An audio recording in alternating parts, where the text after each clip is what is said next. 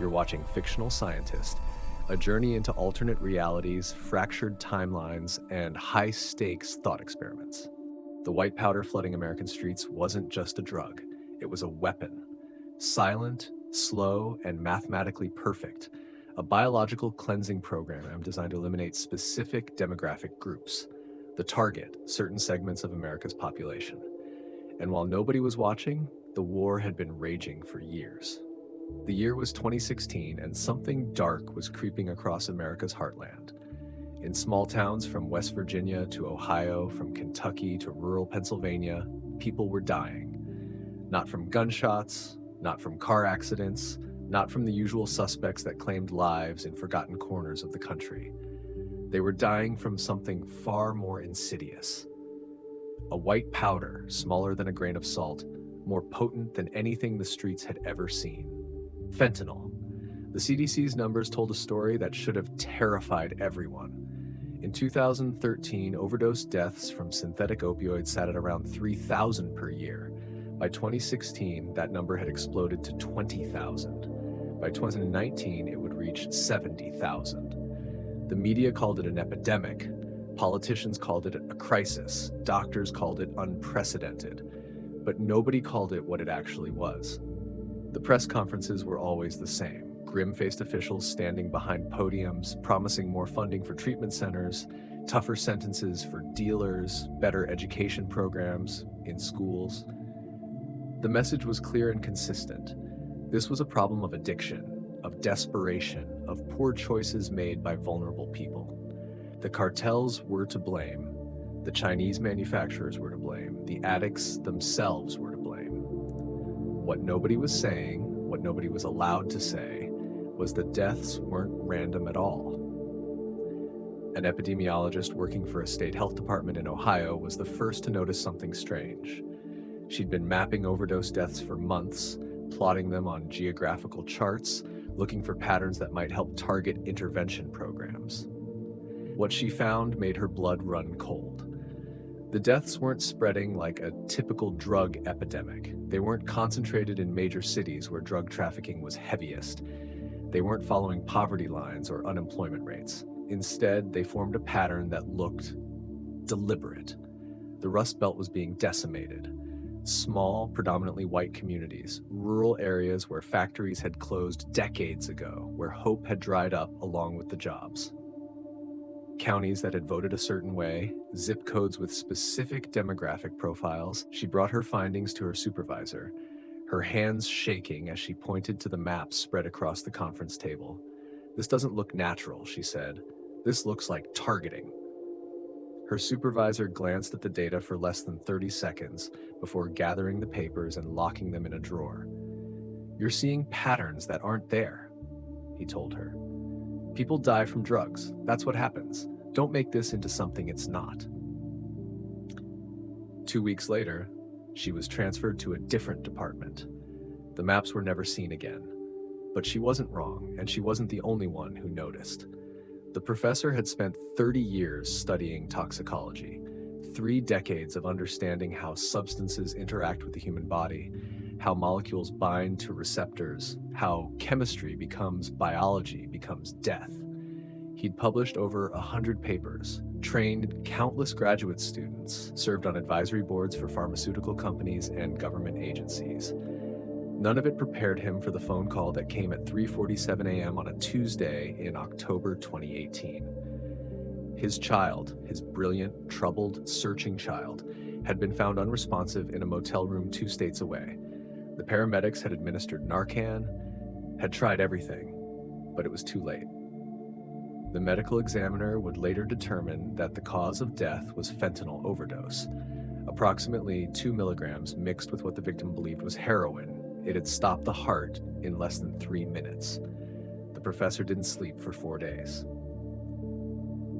He moved through the funeral in a fog, accepted condolences from colleagues who didn't know what to say, listened to a minister talk about tragic accidents and the disease of addiction. But something was eating at him, something beyond the crushing weight of grief. The autopsy report sat on his desk, and he read it obsessively. His training wouldn't let him look away from the details. the toxicology screen, the tissue samples, the description of organ damage. Something was wrong. The brain showed signs of rapid, catastrophic cell death, much faster than typical opioid overdoses. The liver displayed unusual molecular breakdown. Even the blood chemistry was off in ways that didn't match the standard fentanyl profile he'd seen in dozens of case studies. He began requesting autopsy reports from other victims. At first, medical examiners were reluctant, citing privacy concerns, but the professor had connections. He'd worked with forensic pathologists across 3 states. He'd testified as an expert witness in court cases. He knew how to ask the right questions, how to frame his research in academic terms that opened doors. The files started arriving. 10 cases, then 20, then 50. He spread them across every surface in his home office, creating a macabre mosaic of death certificates, toxicology screens, and tissue analysis reports. And there it was, the pattern. Every victim showed the same unusual markers, the same accelerated cellular breakdown, the same specific type of brain damage, the same anomalous chemical signatures in their blood. It wasn't just fentanyl killing these people. It was something else. Something added to the fentanyl, something that shouldn't be there. The professor locked himself in his university laboratory after hours, running analysis after analysis on samples he'd obtained through channels he preferred not to document. What he found made him question everything he thought he knew about chemistry, about medicine, about the world itself. The standard fentanyl molecule is C22H28N2O. Simple, elegant, deadly. But the samples from the victims contained something extra, an additional compound bonded to the fentanyl at the molecular level. He labeled it X in his notes because he couldn't immediately identify what it was, but he could see what it did. When he tested it against different types of human cells, samples from various ethnic backgrounds and genetic profiles, the results were impossible to ignore. The compound was selective, horrifyingly selective. It bound to opioid receptors in the brain, yes, but only in people with certain genetic markers. In those individuals, it was 10 times more lethal than regular fentanyl. In others, it barely had any enhanced effect at all. This wasn't a drug, this was a targeting system. The professor sat alone in his laboratory at 2 a.m., staring at his test results, and realized he was looking at evidence of a weapon disguised as a street drug, a weapon that could kill specific people while leaving others relatively unharmed. The question that kept him awake for the next 6 months was simple and terrible. Who would create such a thing, and why? The professor recruited a biochemist he'd known for years, someone he trusted, someone whose curiosity ran as deep as his own. They called her the specialist. She'd made her career studying genetic markers and how drugs affected different populations. If anyone could help him understand what he'd found, it was her. They met in a coffee shop first, neutral territory, because by now the professor had become paranoid. He'd noticed things. A car that seemed to follow him home from campus 3 nights in a row. His office computer behaving strangely, files he didn't remember opening showing up in his recent history. Phone calls that connected and then went silent. He slid a flash drive across the table. "Look at this when you're alone," he said. "Tell me I'm not crazy." The specialist called him 2 days later. "We need to talk, not on the phone, not at your lab." They met in her basement laboratory, like a converted space where she kept equipment for personal research projects. The professor had brought physical samples, powders he'd obtained from law enforcement connections, each one linked to a specific overdose death. "I ran every test I could think of," the specialist said, pulling up data on 3 computer screens simultaneously. "The base compound is definitely fentanyl, but you're right, there's an additional molecule. It's synthetic, and it's sophisticated, really sophisticated. This isn't something you cook up in a cartel lab. This was designed in a high-level research facility." She pulled up a molecular model, rotating it on screen. "Look at this structure. See how it attaches here?" She pointed to a specific bond. "This is a receptor-specific enhancer. It increases binding affinity to opioid receptors, but only, and this is the part that should terrify you, only in individuals carrying specific genetic variants." Which variants? The professor asked, though part of him already knew the answer. The specialist pulled up a genetic map, primarily people of Northern European descent, specifically individuals carrying the R1b haplogroup. That's about 70% of Western European populations. In the United States, that's roughly 40% of the white population. The professor felt the room spin. You're telling me this compound specifically targets white Americans? I'm telling you this compound is approximately 10 times more lethal in individuals with these genetic markers than in individuals without them. I tested it against cells from different ethnic backgrounds. African American samples, minimal enhanced effect. East Asian samples, almost no enhanced effect. Hispanic samples, moderate effect in some, minimal in others depending on European ancestry. Northern European samples, catastrophic effect. She pulled up another screen, this one showing death statistics broken down by ethnicity. Now look at the overdose data from the CDC. Fentanyl deaths, 2016 to 2023. White Americans, deaths increased by 400%. African Americans, deaths increased by 180%. Hispanic Americans, deaths increased by 150%. Asian Americans, deaths increased by 90%. The difference in death rates matches the genetic targeting, the professor said, his voice barely a whisper. It's not just correlation, the specialist said. I ran statistical models accounting for every variable I could think of. Access to drugs, poverty rates, addiction rates, availability of treatment, everything. None of it explains the disparity. The only thing that explains it is this. She tapped the molecular model on screen. Someone designed this compound to kill specific people. This is a weapon masked as a street drug. They sat in silence for a long time. Outside, the world continued as normal. People went to work, complained about traffic, watched Netflix, argued about politics. Nobody knew that in a basement laboratory, 2 scientists were staring at evidence of genocide. We need more data, the professor finally said. We need to prove this isn't just a few isolated batches. We need to show this is systematic. The specialist nodded. I'll start pulling genetic data from medical examiners, but we need to be careful. If someone went to this much trouble to design a weapon this sophisticated, they're not going to appreciate us exposing it. I don't care, the professor said, though his shaking hands betrayed him. My child is dead because of this. Hundreds of thousands of people are dead. Someone has to care enough to find the truth. What neither of them knew, what they couldn't have known, was that their conversation had already been flagged by automated monitoring systems. Keywords triggered algorithms, algorithms generated reports, reports went to agencies that specialized in maintaining silence. The watchers were already watching. The next 6 months became an obsession. The professor and the specialist worked in parallel, rarely meeting in person, communicating through encrypted channels that they changed weekly. They developed a paranoia born of necessity, assuming every email was read, every phone call monitored, every movement tracked. The professor began reaching out to medical examiners across the country, framing his research as an academic study on opioid deaths. He was careful with his language, never mentioning targeting or weapons, just asking for anonymous data. Victim demographics, genetic information where available, toxicology results, geographic location. Most declined, some were suspicious, but enough responded that within 4 months he had a database of over 2,000 cases. The pattern was undeniable. He created maps, spreading them across his apartment wall like a detective hunting a serial killer. Red pins for deaths with confirmed fentanyl. Blue pins for deaths with the enhanced compound. Yellow pins for deaths where genetic data was available.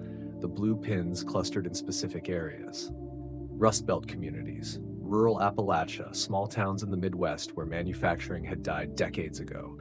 White, working-class zip codes where median income had stagnated for 30 years. Places that politicians flew over but never landed in. The yellow pins told an even more disturbing story. Where genetic data was available, and it rarely was, which in itself seemed suspicious, 73% of victims carried the R1b haplogroup. In a country where that marker represented about 40% of the white population, that was statistically impossible by chance alone. The specialist approached the problem from the other direction.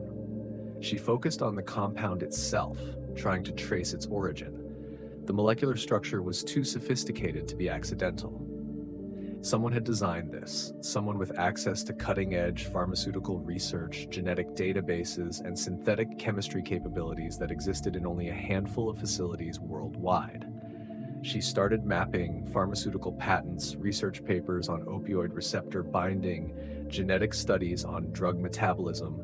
She built a database of facilities capable of synthesizing such a compound, maybe 20 locations in the entire world. Pharmaceutical companies in the US and Europe, government research facilities, university laboratories with specific funding, and chemical factories in China. That's where the trail got interesting and terrifying. China manufactured approximately 90% of the illicit fentanyl entering the United States. That was public knowledge, something even the DEA openly acknowledged. What wasn't public knowledge, what the specialists discovered by cross-referencing shipping manifests, corporate registration documents, and leaked diplomatic cables, was that many of these factories operated under direct state protection. Not just tolerance, protection. As in, facilities that Chinese authorities knew about that they could shut down with a single phone call, but chose not to. Facilities that had government contracts for pharmaceutical research, while simultaneously producing compounds that ended up on American streets. The specialist found something else: production patterns. The batches weren't consistent.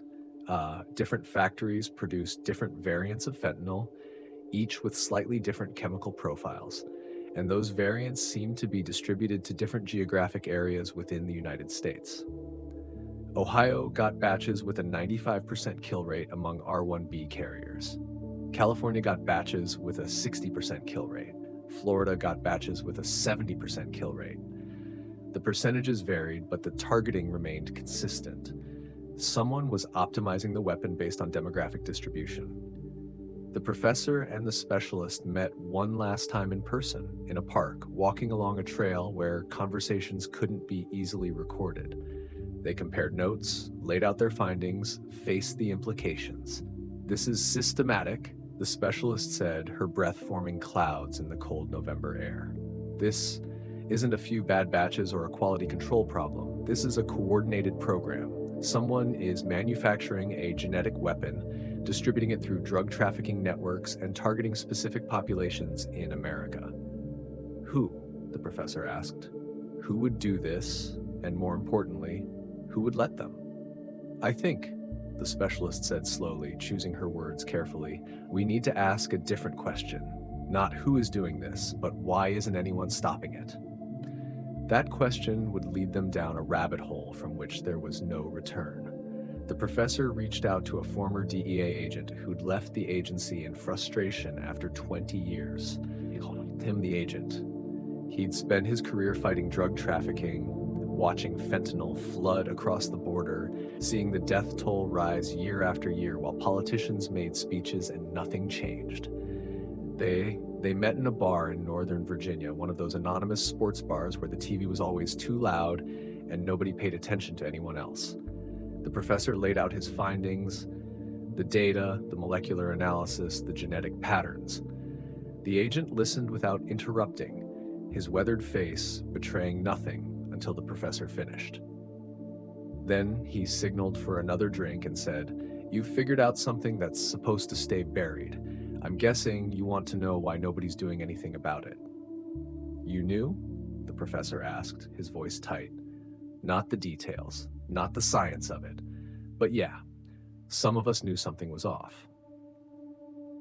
The agent took a long drink. "Look, here's what you need to understand about how this works. The Chinese chemical factories, places like Wuhan, Shanghai, Guangzhou, they're churning out fentanyl precursors and analogs by the literal ton. The DEA knows about them. Hell, we have files on most of them. Names, addresses, shipping records, the whole package." "So shut them down," the professor said. The agent laughed bitterly. "With what leverage? China's a sovereign nation. We can ask nicely, file diplomatic protests, put them on sanctions lists. They ignore us, we can't do anything about it. But that's not even the real problem. The real problem is we're not supposed to do anything about it. What do you mean? I mean, there are people in our government who know exactly what's happening and have decided that the current situation is acceptable, more than acceptable, beneficial. The professor felt cold despite the warmth of the bar. You're saying our own government is complicit in this? I'm saying power structures are complicated, and sometimes killing certain people serves certain interests. The agent leaned forward. Think about it. Who's dying in the highest numbers? Poor whites in red states, the unemployed, the addicted, people who cost the system money but don't produce much, people who vote certain ways, who resist certain changes, who represent a demographic problem for certain political visions of the future. That's genocide, the professor whispered. That's politics, the agent corrected. And here's the thing, it's not even new. Research the Opium Wars, 1839 to 1860. British and American traders flooded China with opium, deliberately addicting entire regions, destroying Chinese society from within. It was economic warfare disguised as commerce.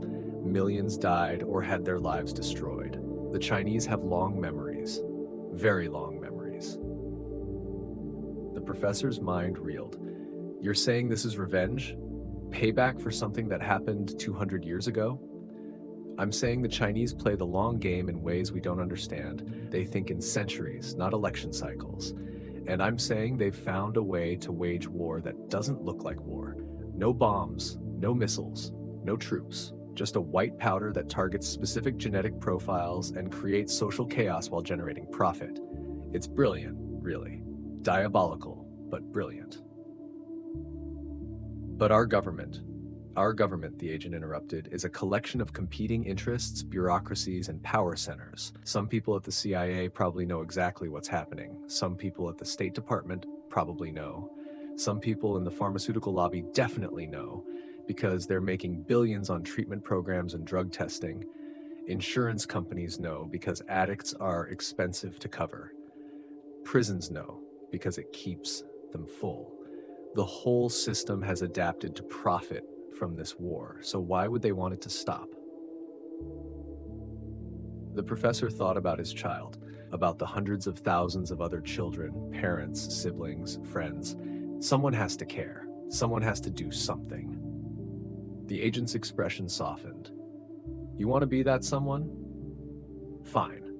But understand what you're up against. You're not fighting cartels or Chinese factories. You're fighting systems that have decided this is acceptable loss. You're fighting silence, misdirection, and willful blindness. You're fighting people who will smile to your face and then make sure you never publish a paper again, or worse. Worse. I don't care, the professor said, though his voice shook. I have to try. The agent nodded slowly. Then let me give you something. A name. There's an NSA whistleblower, went underground about 3 years ago. Last I heard, he was documenting intelligence failures, or what looked like failures, but might have been deliberate oversights. He was working on something related to Chinese intelligence operations on American soil. If anyone has the documents you need, it's him. He slid a piece of paper across the table. Just an email address, nothing more. Use Tor, use encryption, and for God's sake, don't use your real name. The professor pocketed the paper. Why are you helping me? The agent finished his drink and stood up. Because I spent 20 years watching people die while my superiors told me to focus on marijuana dealers and small-time traffickers instead of the real threats. Because I have a conscience, even if the system doesn't. And because someone should care enough to tell the truth, even if nobody wants to hear it. He walked out of the bar, and the professor never saw him again, but the email address was real, and the whistleblower was waiting. It took 3 weeks of careful communication before the whistleblower agreed to meet. Not in person, that was too dangerous for both of them, but through an encrypted video call routed through so many servers that neither could be sure where the other actually was. The face on the screen was partially obscured, but the voice was clear and tired. The voice of someone who'd seen too much and couldn't unsee it. I know why you're reaching out, the whistleblower said. You've discovered the genetic targeting in the fentanyl supply. You want to know if it's intentional. The answer is yes. The code name, at least in Chinese intelligence circles, is Project Silent Harvest. The professor's mouth went dry. You have proof? I have documents, signals intelligence, diplomatic cables, intercepted communications between Chinese Ministry of State security officers and chemical facility managers. I have financial transfers linking Chinese state banks to cartel distribution networks. I have genetic research papers published by PLA-affiliated scientists that lay out exactly how to create opioid variants that target specific haplogroups. Can you send them to me?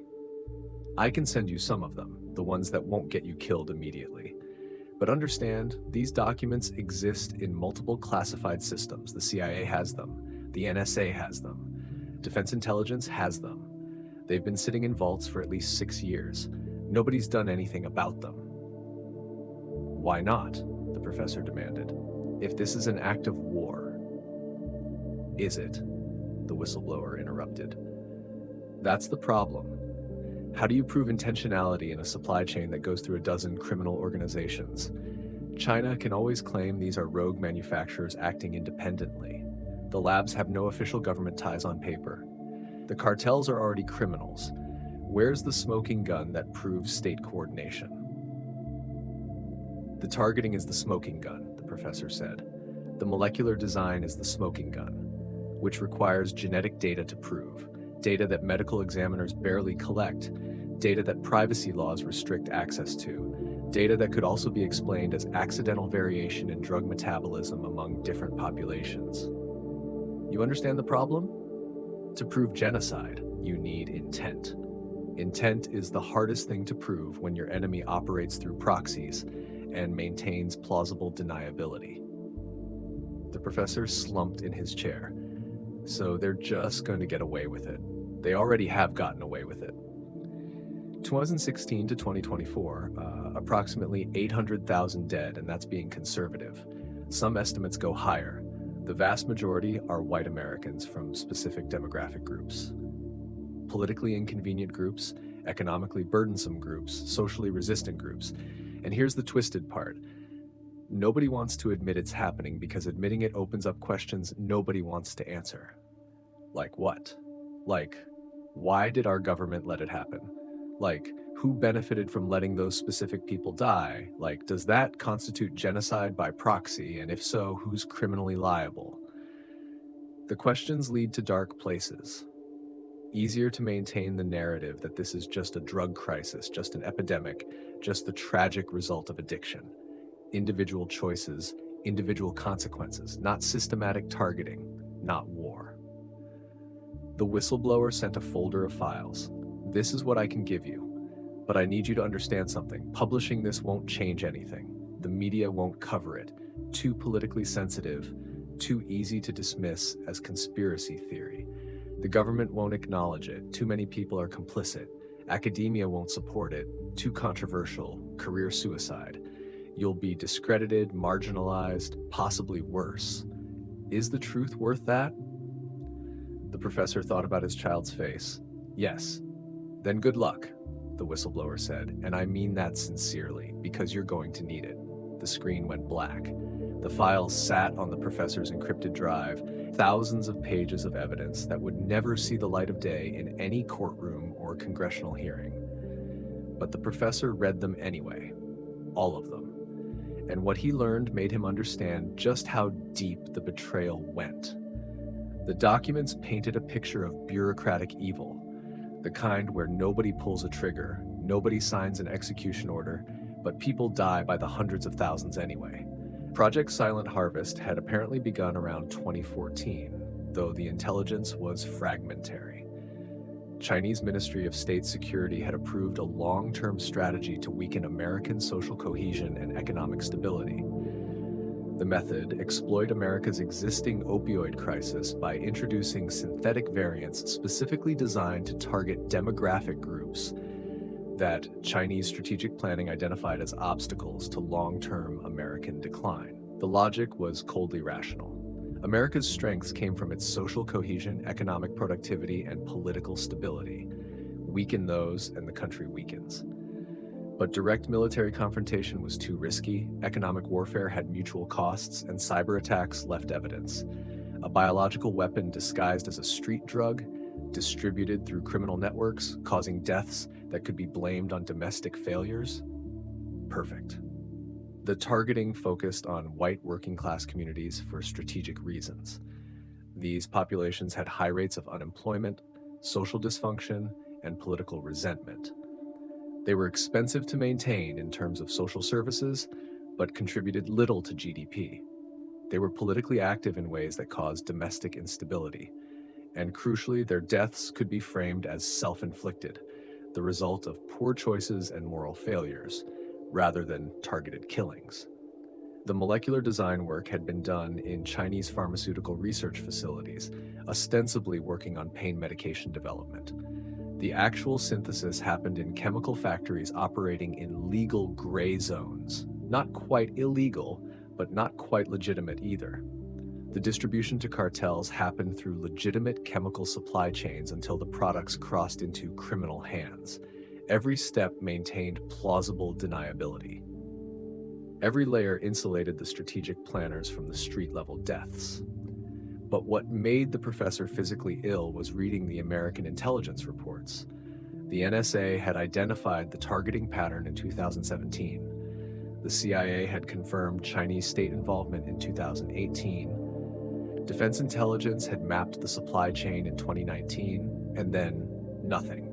Reports were filed, briefings were given, and somewhere in the chain of command, decisions were made to do nothing.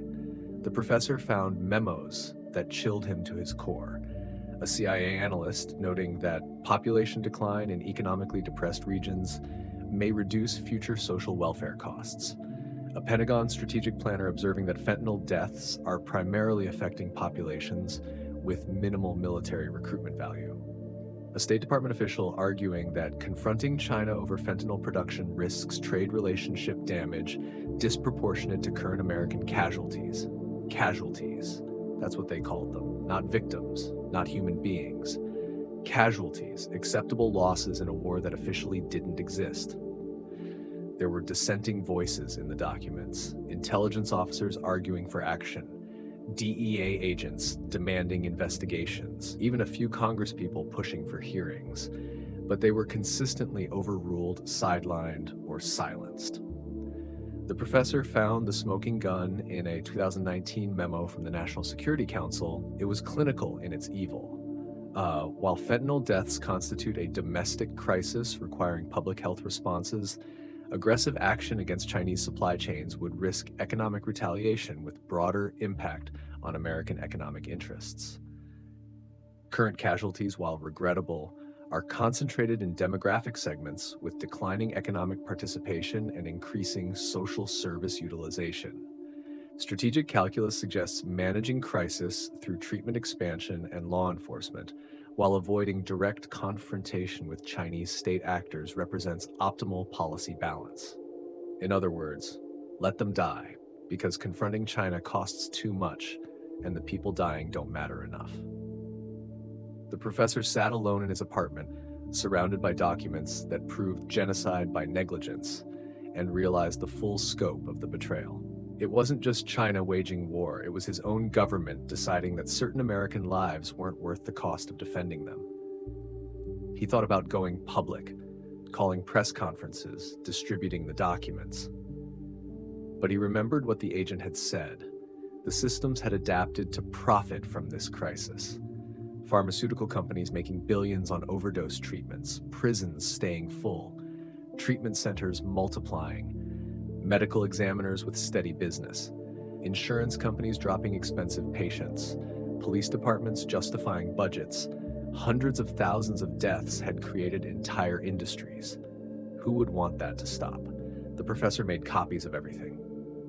Multiple copies stored in multiple locations, with instructions to distribute them if anything happened to him. It was a dead man's switch, born of paranoia and necessity. Then he started trying to find people who would listen. The professor's first attempt to go public came through academic channels. He prepared a paper detailing his findings backed by data, molecular analysis, and genetic evidence. He submitted it to major medical journals, JAMA, The Lancet, New England Journal of Medicine. All rejected it, not on scientific grounds, but on policy grounds. Too politically sensitive, insufficient peer review, methodology concerns, which was academic speak for. We're not touching this. He tried public health journals, same result. He tried toxicology journals, rejected. He tried pharmacology journals, rejected. One journal editor called him personally. Look, she said, your data might be solid, but you're making claims that implicate foreign governments, American intelligence agencies, and pharmaceutical companies. The legal liability alone is enormous. Even if we publish this, we'd be sued into oblivion, and that's assuming we don't lose all our funding from organizations that don't want this conversation happening. I'm sorry, but this is above my pay grade. The professor tried reaching out to journalists, major newspapers, investigative reporters, the kind of people who'd built careers exposing government failures and corporate corruption. Most didn't respond. A few sent polite refusals. One investigative journalist from a major newspaper agreed to meet.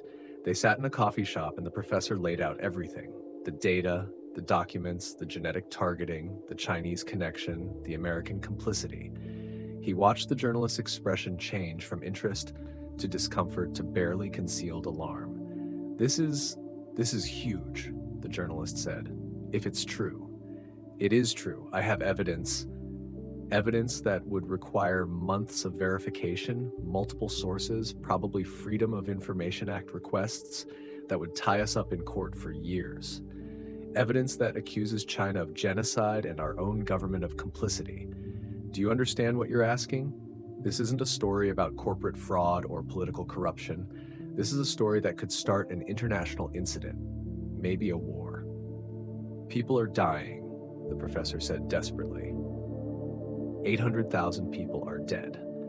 People die every day from drugs. That's not news. What you're claiming is that some of those deaths are intentional, targeted, part of a conspiracy involving multiple governments and criminal organizations. That's the kind of story that gets editors fired and newspapers sued. That's the kind of story that requires absolute proof. And you're telling me most of the proof is classified documents you obtained illegally from a whistleblower who won't testify publicly. So you won't publish it. The journalist looked genuinely pained. I can't publish it, not without more, not without official sources, not without, I'm sorry, I believe you believe this.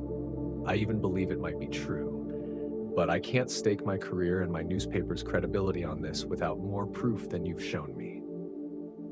The professor tried other journalists. Same result. Too big, too sensitive, too risky. He tried going directly to politicians. He contacted congressional offices, requesting meetings, offering to testify. Most ignored him.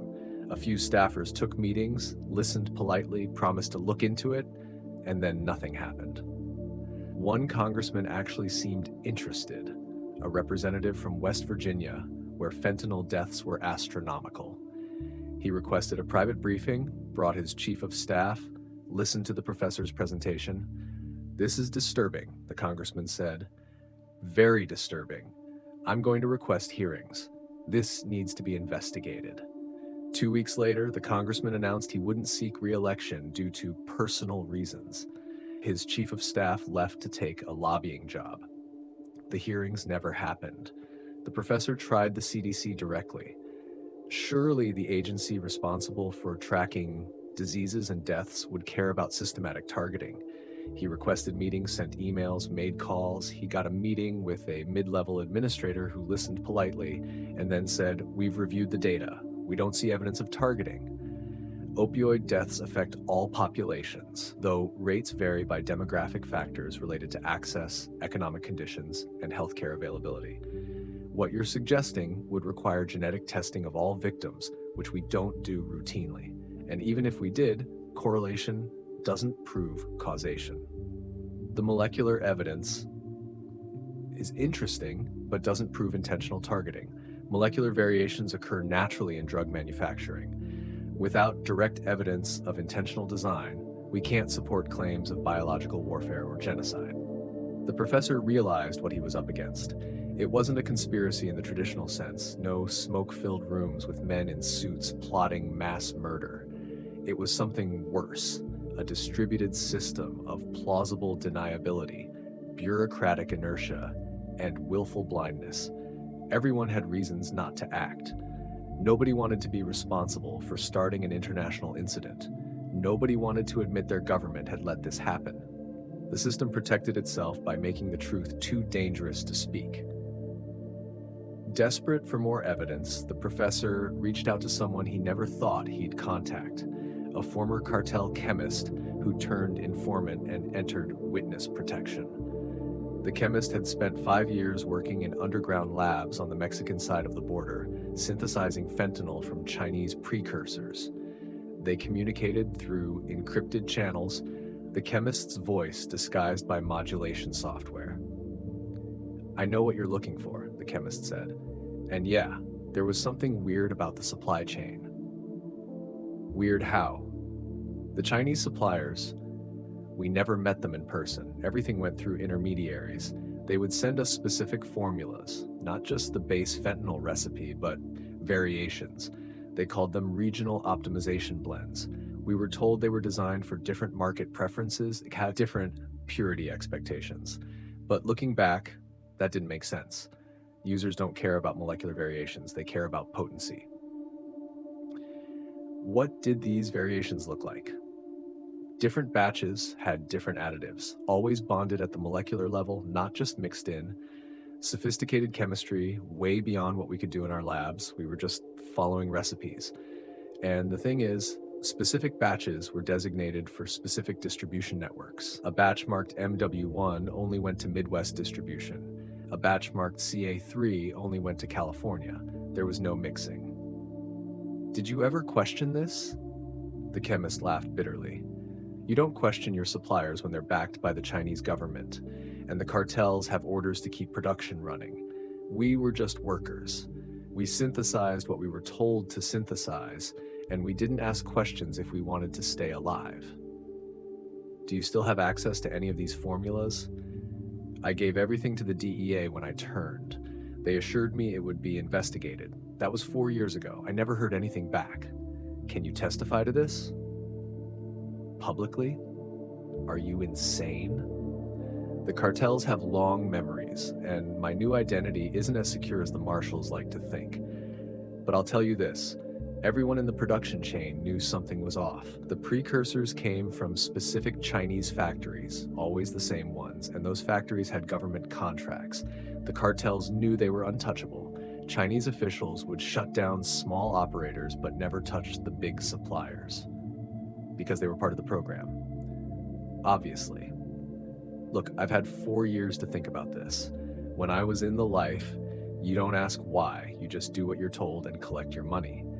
But now, looking back, the whole thing was too organized to be purely criminal. The supply chain was too protected. The distribution was too targeted. This wasn't just drug trafficking, it was something else. The professor pressed for details, names, locations. The chemist provided what he could remember, but warned, the people running this operation aren't going to leave evidence lying around, and they're not going to let anyone who threatens the program survive. You're playing a dangerous game. I don't care, the professor said. Someone has to expose this. Famous last words, the chemist replied. Good luck. Seriously, you're going to need it. As the professor's investigation deepened, he became interested in an unusual angle, parallel timeline theories.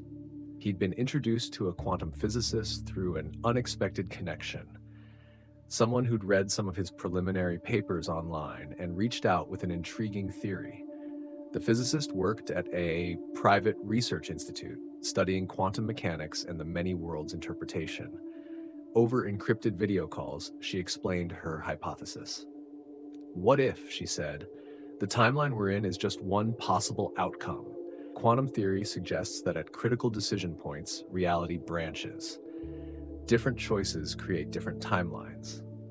I'm a toxicologist, not a physicist, the professor said. What does this have to do with fentanyl? bear with me. In 2014, there was a major foreign policy decision point regarding China: aggressive confrontation versus economic engagement. The Obama administration chose engagement, but in an alternate timeline, they might have chosen confrontation. That choice point could have branched reality. And in the other timeline, aggressive confrontation with China might have escalated tensions to the point of military conflict, maybe even nuclear exchange. That timeline might have ended civilization. In our timeline, the less aggressive approach avoided immediate war, but allowed slow-burn warfare, including biological weapons disguised as drugs. The professor rubbed his temples. So you're saying we're in the timeline where we get killed slowly instead of quickly? I'm saying every timeline has costs. In the timeline where we confronted China directly, millions might have died in nuclear war. In our timeline, hundreds of thousands die from fentanyl. Different catastrophes, same underlying conflict. China and America were always going to clash. It's a question of how. This is insane. Is it? Think about it. Decision makers in 2014 had intelligence suggesting Chinese hostility. They chose to manage it through economic and diplomatic channels rather than military confrontation. That choice created our current reality. In another quantum branch, they made a different choice, and that created a different catastrophe. The professor considered this. Even if that's true, it doesn't help people in this timeline. No, but it explains why your government didn't act more aggressively, because the alternative might have been worse. Allowing fentanyl deaths might have been seen as the lesser evil compared to risking nuclear war. Horrific, immoral, but strategically rational from a certain perspective. That's a hell of a perspective. Welcome to geopolitics, the physicist said. Every choice is choosing which people die. The only difference is whether you're honest about it. The professor thought about this conversation for weeks. He didn't know if he believed in quantum branching timelines, but the idea haunted him, that somewhere in the multiverse, there was a timeline where his child lived, where fentanyl never became a weapon, where different choices led to different outcomes. But they didn't live in that timeline. They lived in this one. And in this one, people were dying, and nobody with power cared enough to stop it. By 2023, the professor had assembled an overwhelming body of evidence: molecular analysis showing genetic targeting, statistical data showing demographic patterns, documents from the whistleblower showing Chinese program coordination, testimony from the chemist about manufacturing protocols, financial records showing protected supply chains. Everything except the one thing that would make people care: mainstream media attention and political will. He made one last attempt. He compiled everything into a comprehensive report, 400 pages of data, analysis, and documentation. He called it the Fentanyl Equation: Evidence of Biological Warfare on American Soil. He sent copies to every major newspaper, every television network, every congressional office, every federal agency he could think of. Most never responded. A few sent form letter acknowledgments. One senator's office requested a meeting, which the professor attended with hope that immediately died when he realized the staffers had no intention of actually doing anything. "This is very concerning," the chief of staff said, in the tone of someone who found many things concerning but acted on none of them. "We'll definitely look into this." "People are dying," the professor said, his voice cracking. 800,000 people are dead. More are dying every day. This is genocide. This is war. It's certainly tragic, the chief of staff agreed. But you have to understand, making accusations like this requires ironclad proof. Congressional hearings, international implications, relationships with China, these are complicated matters. "It's not complicated," the professor said. "It's murder. Systematic, targeted murder." "We'll take your report under advisement," the chief of staff said, which was political speak for, "we're throwing this in the trash as soon as you leave." The professor walked out of that office and knew with absolute certainty that no one was coming to help. No white knight politician, no crusading journalist, no government agency. The system had made its choice, and its choice was silence. That night, he made his own choice. The professor disappeared from public life in March 2024. He resigned from his university position, citing personal reasons. He moved out of his apartment, storing his possessions with trusted friends. He began living a nomadic existence, staying with different people, using cash, avoiding patterns. He wasn't paranoid. He was careful because people were watching. He'd notice things, cars following him, his email being hacked, his phone acting strangely, people asking questions about him at his university, strangers appearing in places he frequented. The specialist warned him, "You've crossed a line. You're not just investigating anymore. You're a threat. Be careful." The agent sent him an encrypted message. "They know who you are and what you're doing. Disappear or become a cautionary tale." So he disappeared. But he didn't stop working. From his underground existence, the professor continued his research. He connected with other dissidents, other researchers who'd found fragments of the truth.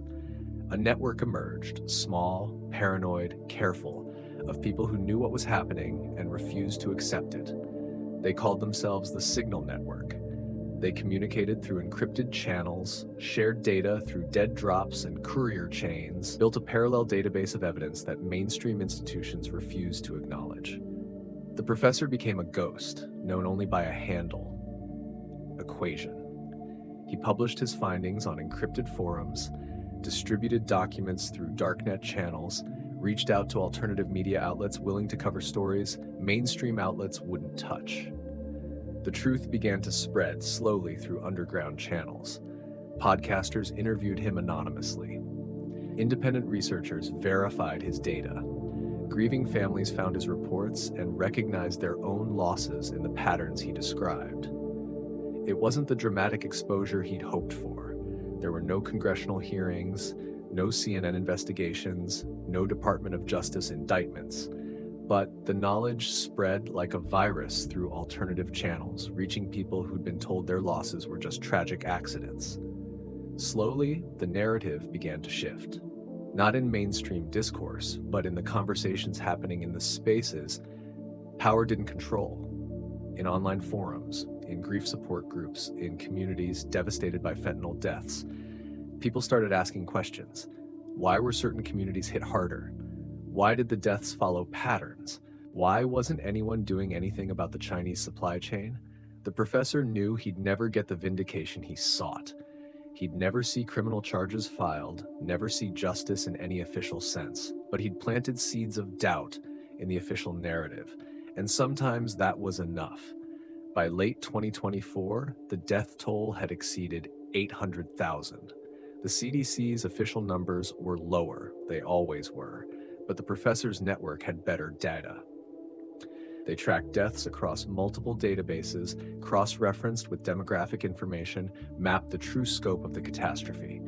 The pattern remained consistent. White Americans in specific communities continued dying at rates that defied natural explanation. The molecular targeting continued. The Chinese supply chain continued operating unmolested. The American government continued doing essentially nothing. The crisis had been normalized. Fentanyl deaths were just part of the background noise of American life now, like mass shootings or traffic fatalities. People clucked their tongues, said, "How tragic," and moved on with their lives. Treatment centers multiplied, funded by government programs that addressed the symptom but never the cause. Naloxone became widely available, saving some lives while the supply of poison continued unabated. Politicians made speeches, promised action, and changed nothing substantive. The pharmaceutical industry thrived. Addiction treatment was a billion-dollar business. Pain management clinics, detox facilities, counseling services, an entire economy built on managing the crisis without ending it. The professor watched from underground as the machine kept running, killing people with mathematical precision while society shrugged and moved on. He documented everything. The deaths, the patterns, the complicity, the silence. His network grew larger, more organized, more sophisticated in their evidence gathering.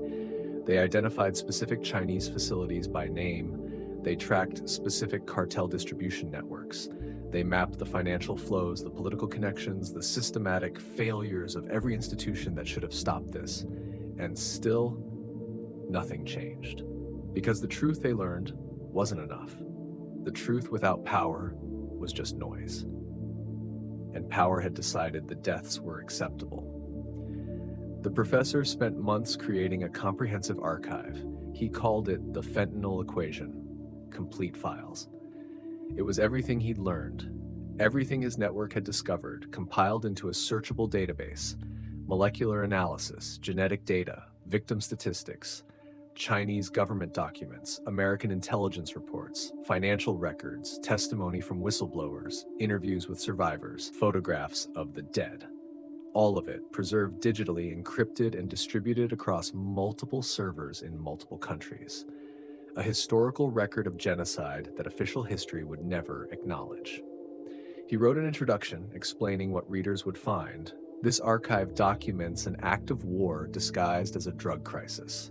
Between 2016 and 2024, approximately 800,000 Americans were killed by a genetically targeted biological weapon distributed through drug trafficking networks. The weapon was designed in Chinese state-sponsored facilities, manufactured in protected chemical factories, distributed through criminal cartels, and allowed to operate by American government agencies that decided confronting the program cost more than American lives were worth. This is not conspiracy theory. This is documented fact, supported by molecular evidence, genetic analysis, statistical patterns, and government documents obtained through confidential sources. The victims were predominantly white Americans from economically depressed regions. They were targeted because of their genetic profiles. They died because powerful people in both China and America decided their deaths served strategic interests. This archive exists because official institutions refused to investigate, refused to act, and refused to acknowledge what was happening. It exists as a testament to the victims, a record for historians, and evidence for future prosecutions if justice ever becomes possible. If you are reading this, share it. Distribute it. Don't let the truth be buried with the dead. He uploaded the archive to multiple darknet sites, distributed access codes through the Signal network, ensured that even if he disappeared, the information would survive. The archive was downloaded thousands of times in the first month, tens of thousands in the first year. It circulated through academic networks, journalistic circles, activist communities. Mainstream institutions ignored it, but in the underground, it became gospel. In December 2024, the professor recorded what he knew would be his final statement. He'd been careful, but he knew his time was running out. The watchers were closing in. People in his network were disappearing or being discredited. The walls were shrinking. He sat in a basement somewhere in America, a single camera pointed at his face, partially obscured by shadow and digital masking. "If you're watching this, I'm already gone," he said. "They don't like people who tell uncomfortable truths. They especially don't like people who document genocide. For 8 years, I've investigated the fentanyl crisis. What I found was not a crisis, but a war fought with molecules instead of missiles. A war that killed 800,000 Americans while politicians made speeches and agencies filed reports and nobody did anything meaningful to stop it. I've proven genetic targeting. I've documented Chinese state involvement. I've shown American government complicity through inaction. I've compiled evidence that would convict anyone if we lived in a world where justice applied to the powerful. We don't live in that world. But I've created an archive, the Fentanyl equation, complete files. It's distributed across the darknet, hosted on servers in a dozen countries, encrypted and preserved. Future generations will know what happened, even if our generation refuses to acknowledge it. To the families of the victims, I'm sorry I couldn't save them. I'm sorry I couldn't force the system to care. But I've given you the truth. That's all I have to offer. To the architects of this genocide, history will remember what you did. Not in your lifetimes, maybe. But eventually, truth has a way of surviving even when power tries to bury it. To anyone watching who has the power to act, you know what's happening. You know who's responsible. You choose silence. That choice makes you complicit. I don't know what happens next. Maybe nothing changes. Maybe the deaths continue indefinitely and society adapts and this becomes the new normal. Or maybe someday, someone with actual power decides that American lives matter more than political convenience. I won't be here to see it, but the evidence will be. Use it, share it. Don't let these deaths be forgotten. He reached forward and switched off the camera. The video was uploaded to multiple platforms simultaneously, distributed through the Signal network, seeded across the darknet. Within hours, it had thousands of views. Within days, hundreds of thousands. Mainstream media never covered it. Major platforms removed it for violating community standards. Fact-checkers labeled it unverified and conspiracy theory. But in the spaces power didn't control, it spread like wildfire. 2 weeks later, the professor's apartment was raided. He wasn't there, he'd already moved to a new location, left the country, or disappeared into witness protection, depending on which story you believed. He was never seen again. But his work lived on. It's late 2024 now. The fentanyl deaths haven't stopped. They've become background radiation, normalized catastrophe, just another statistic in the daily news cycle. On American streets, the white powder still sells. In Chinese factories, the chemical synthesis continues. In cartel labs, the distribution networks operate. In government offices, officials file reports and make statements and change nothing. 800,000 dead and counting. The genetic targeting continues, the demographic patterns remain, the mathematical precision of the weapon keeps operating. Most Americans don't know. Those who suspect are dismissed as conspiracy theorists. Those with evidence are ignored or silenced. The system protects itself through plausible deniability and willful ignorance. But in the underground, the Signal network grows. The professor's archive is downloaded millions of times. Independent researchers verify the findings. Families of victims share their stories. The truth spreads through channels mainstream society doesn't see. Maybe nothing will change. Maybe this is just how the world works now. Slow burn genocide masked as drug crisis, biological warfare disguised as criminal enterprise, power killing people while maintaining deniability. Or maybe someday, enough people will know the truth that silence becomes impossible. The professor believed in that possibility. He died or disappeared, believing that truth eventually matters, even when power tries to bury it. Time will tell if he was right. But the evidence remains. The archive exists. The victims are documented, and somewhere the white powder continues to kill, systematically, selectively, silently. The war continues. Most people just don't know they're in one.